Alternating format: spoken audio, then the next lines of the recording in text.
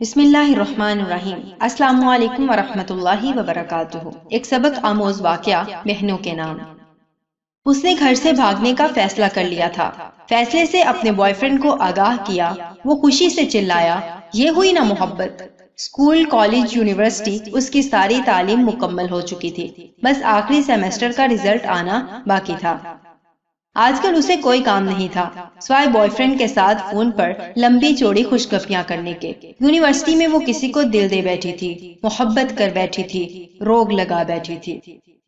پچھلے کچھ دنوں سے اس کا بوائے فرینڈ اسے گھر سے بھاگ کر شادی کرنے پر قائل کر رہا تھا۔ محبت کے واسطے لمبی چوڑی دلیلیں گھڑ رہا تھا، اپیلیں کر رہا تھا۔ وہ بالکل پاگل ہو چکی تھی۔ ویسے بھی تو ماں باپ نے میری شادی کرنی ہی ہے، تب بھی تو مجھے گھر چھوڑنا ہی ہے۔ ویسے بھی اب میں میچور ہوں، اعلیٰ تعلیم یافتہ ہوں، عاقلہ بالغہ ہوں، اپنے فیصلے خود کر سکتی ہوں۔ ویسے بھی وہ لڑکا میری محبت ہے، والدین کو بتا بھی دوں تو بھی وہ میری شادی اس سے کبھی نہیں ہونے دیں گے، کیونکہ وہ تو میرے لیے میرے کزن کو پسند کرتے ہیں۔ گھر سے بھاگنے کے لیے پچھلی رات کا وقت طے پا گیا تھا۔ وہ چوری چھپے اپنے چند ضروری کپڑے اور چھوٹی موٹی چیزیں بیگ میں پیک کر کے مقررہ وقت کا بے چینی سے انتظار کرنے لگی۔ اس دوران اسے اپنے بوائے فرینڈ کی کال آ گئی۔ کہنے لگا ماں نے کوئی زیور شیور بھی بنایا ہوگا، وہ بھی ہاتھ میں کر لو، مشکل وقت میں کام آئے گا۔ اچھا کرتی ہوں۔ اسے پتا تھا کہ ماں نے اس کے لیے سونے کے زیورات بنا رکھے ہیں۔ وہ ماں کے کمرے سے زیورات نکالنے کی ترکیب سوچنے لگی۔ وقت بہت کم تھا۔ وہ جیسے ہی ماں کے کمرے کی طرف بڑھی، ماں کمرے کا دروازہ کھول کر باہر آ گئی۔ ایک لمحے کے لیے وہ ماں کو سامنے دیکھ کر سکتے میں چلی گئی۔ میری شہزادی، اتنی رات گئے تم جاگتی پھرتی ہو، اور یہ تیار ہو کر کہاں جا رہی ہو؟ وہی تو بتانے آ رہی تھی، رات لیٹ فون آیا تھا، یونیورسٹی والوں نے ایمرجنسی کچھ کام سے بلایا ہے۔ میری کچھ دوستیں بھی جا رہی ہیں۔ آپ سو رہی تھی، ڈسٹرب نہ ہو اس لیے آپ کو اس وقت نہیں بتایا۔ اس نے خود کو سنبھالتے ہوئے جھوٹ کر دیا تھا۔ اچھا تم میرے کمرے میں ہی بیٹھو، میں تمہارے لیے کچھ بنا کر لاتی ہوں۔ ماں کچن میں چلی گئی۔ وہ ماں کے کمرے میں داخل ہوئی۔ بہت اچھا موقع مل گیا ہے، اس نے یہ سوچتے ہوئے جلدی سے پیٹی کا دروازہ کھولا تو سب سے پہلے اس کی نظر اپنے لیے بنے لال رنگ کے بہت پیارے لہنگے پر پڑی، جو اس کی ماں نے خاص طور پر شادی والے دن کے لیے اس کی پسند سے بنوایا تھا۔ ماں اکثر کہتی رہتی تھی، جب میری بیٹی اسے پہن کر دلہن بنے گی، شہزادی لگے گی، شہزادی۔ ایک سے بڑھ کر ایک اچھا سوٹ، بہترین بستر، ڈنر سیٹ، ٹی سیٹ اور نہ جانے کیا کیا سامنے آ رہا تھا۔ بہت سی قیمتی اور خوبصورت چیزیں تو ایسی تھیں جو ماں نے چوری چوری بنا رکھی تھی، جن کا علم اسے آج ہو رہا تھا۔